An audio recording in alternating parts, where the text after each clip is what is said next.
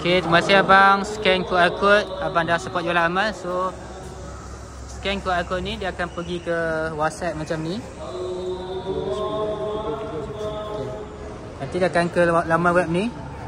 Abang tekan je WhatsApp ni, kata nak hadiah RM300. Nanti kami akan bagi link lah podcast 500 episod. Dan akan ada cabutan bertuah homestay. Homestay untuk abang lah, ada rezeki dapat. Terima kasih. Thank you kepada semua yang support jualan amal. Semoga dipulahkan urusan dunia akhirat. Dan semoga infak anda menjadikan masjid ini lebih imarah dan masjid ini lebih terbaik, insya-Allah. Dengan kutipan infak, insya-Allah.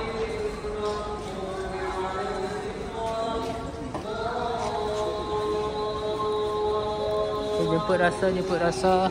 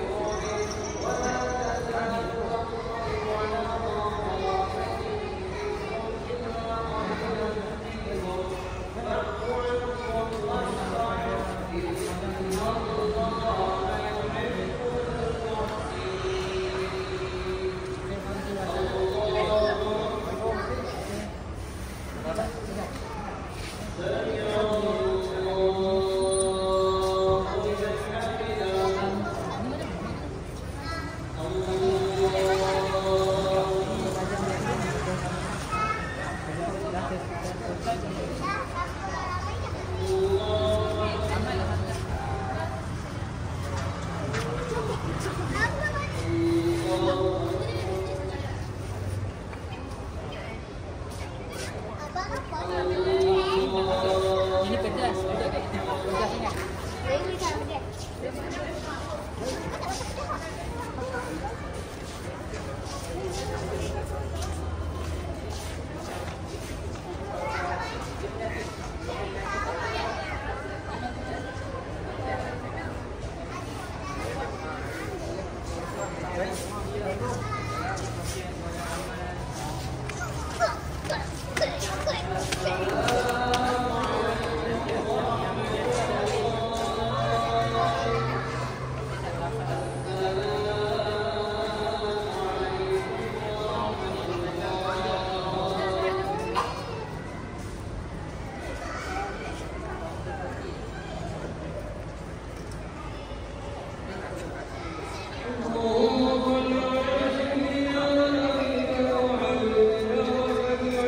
Alhamdulillah, nanti kita update terkini. Alhamdulillah, banyak dah membeli, banyak dah berinfak jualan amal. InsyaAllah nanti kita tambah setiap resit anda di sini. Semoga dimudahkan urusan dunia akhirat. 500 lebih. Yang terkini 503, 341, insyaAllah. Nanti adik tengoklah siapa datang, tambah-tambah. Okay. Siapa dah beli, tambah 541, 542, 543. Terima kasih.